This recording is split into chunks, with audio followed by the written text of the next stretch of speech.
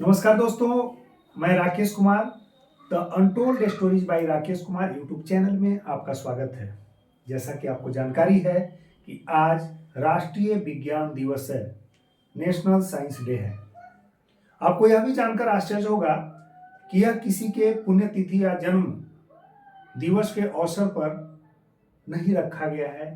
भारत में यह उत्सव इसलिए नहीं मनाया जाता, यह दिवस इसलिए नहीं मनाया जाता, बल्कि भारत में एक महान वैज्ञानिक हुआ करते थे, डॉक्टर सीवी रमन, चंद्रशेखर वेंकट रमन, जो त्रिची के रहने वाले थे। 1888 में उनका जन्म हुआ था और उन्होंने एक प्रयोग किया था और वह प्रयोग 28 फरवरी 1928 को सफलतापूर्वक संपन्न हुआ था। और इस प्रयोग के सफलता की उपलब्धि यह रही, फलाफल यह रहा कि 1930 में इस प्रयोग के चलते डॉक्टर सीवी रमन को फिजिक्स का नोबेल प्राइज मिला था। अब आपके मन में, और यह जो नोबेल प्राइज मिला था, इस प्रयोग को उनके नाम पर, उनके सम्मान में रमन प्रभाव के नाम से जाना गया। डॉक्टर सीवी रमन का जो रमन प्रभाव है, इसके नाम से जाना गया। आपके मन में सवाल उठता होगा कि रमन प्रभाव है क्या। सामान्य जन सामान्य भाषा में इस रमन प्रभाव को कैसे समझे, इसके विशेष पहल के तौर पर मैं आपके बीच रमन प्रभाव के प्रमुख चीजों को, जो साइंटिफिक जो पहलू है, उसको लेकर के मैं आपके सामने आया हूं। रमन प्रभाव के बारे में जानना है तो यह क्या है? एक परिघटना है, फिनोमिनन है, स्कैटरिंग ऑफ लाइट का, जिसको डॉक्टर सीवी रमन ने जो है अपने प्रयोग में देखा।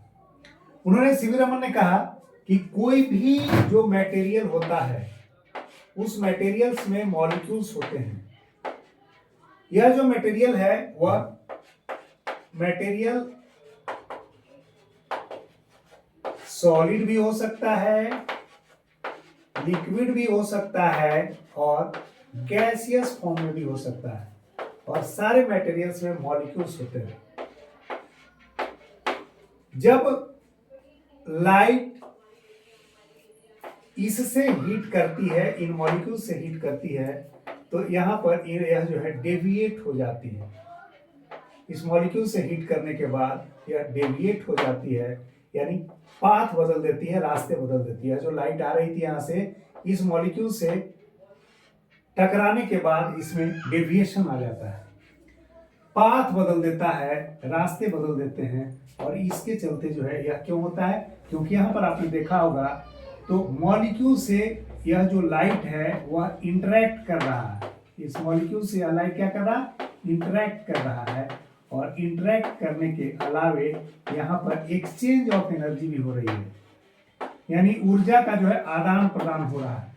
इसका असर यह होता है कि जब लाइट किसी मॉलिक्यूल से टकराती है, किसी भी मटेरियल के मॉलिक्यूल से टकराती है, तो उसके रास्ते जो है विमुख हो जाते हैं, उसमें स्कैटरिंग होता है। और स्कैटरिंग होने के बाद यह लाइट जो है अपने मूल ओरिजिनल जो पाथ है उससे अलग हो जाता है, डेविएट हो जाता है, स्कैटर्ड हो जाता है, जिसको प्रकीर्णन कहते हैं। हिंदी में इसी स्कैटरिंग को क्या कहते हैं? प्रकीर्णन कहते हैं। यहां पर इस मॉलिक्यूल से इस लाइट के टकराने की जो परिघटना है, उसमें इंटरेक्शन होता है मॉलिक्यूल्स और उस लाइट के बीच में, और एक्सचेंज ऑफ एनर्जी होती है, जिसके दो प्रभाव देखे जाते हैं। और इसी प्रभाव को रमन प्रभाव के नाम से जाना जाता है। पहला प्रभाव क्या है कि जो लाइट है उसके वेव लेंथ में चेंजिंग आ जाती है, उसमें वेव लेंथ परिवर्तित हो जाता है। मान लिया जाए लॉन्ग वेव लेंथ जो है किसी मटेरियल के मॉलिक्यूल से टकरा रहा है, तो वह शॉर्ट वेव लेंथ के रूप में कन्वर्ट हो जाएगी वह लाइट, यानी उसकी जो ओरिजिनल वेवलेंथ है वह चेंज हो जाएगी। दूसरा जो है, यह लाइट जिस कलर का होगा, मॉलिक्यूल से टकराने के बाद जब इसके रास्ते बदल जाएंगे, डेविएट हो जाएगा, स्कैटरिंग हो जाएगी,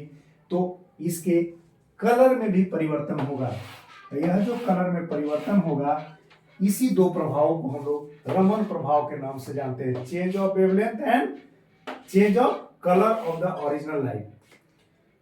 सामान्य जीवन में आप देखते होंगे आकाश का नीला दिखना, समुद्र का नीला दिखना, और सूर्यास्त और सूर्योदय के समय जो लालिमा दिखती है क्षितिज पर, वह भी स्कैटरिंग ऑफ लाइट है। यह रमन इफेक्ट का प्रभाव का प्रतिफल माना जाता है।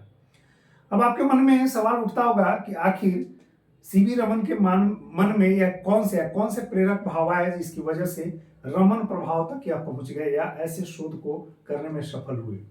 तो 1921 में इन्होंने जो है लंदन की यात्रा की थी और लंदन की यात्रा के क्रम में वो प्रयोग के लिए गए थे, लेकिन वहां उन्हें मन नहीं लगा और उस जब लंदन से लौट करके बंबई आने लगे तो भूमध्य सागर के रास्ते से आ रहे थे। नारकुंडम उनका समुद्री जहाज था और उस रास्ते से आने क्रम में उन्हें भूमध्य सागर के जल को नीला देखा और उसी समय से उनके दिमाग में यह बात कौंधने लगी कि सामान्य रूप में दिखने वाला यह जल जो कि श्वेत होता है, व्हाइट कलर का होता है, आखिर यह नीला क्यों दिख रहा है? आखिर कौन सा असर ऐसा है जो कि इसे नीला दिखा रहा है, यानी ब्लू दिख रहा है, सी ब्लू सी के रूप में जो दिख रहा है। तो इसी का जब इन्होंने प्रयोगशाला में प्रयोग किया तो पाया कि यह प्रभाव दो स्तर का है, एक चेंज ऑफ वेवलेंथ का है और दूसरा चेंज ऑफ कलर का है। जब कोई भी लाइट किसी भी मटेरियल के मॉलिक्यूल से टकराती है तो उसके रास्ते बदल जाते हैं और दो तरह के चेंज उसमें देखा जाता है। इसी को रमन प्रभाव के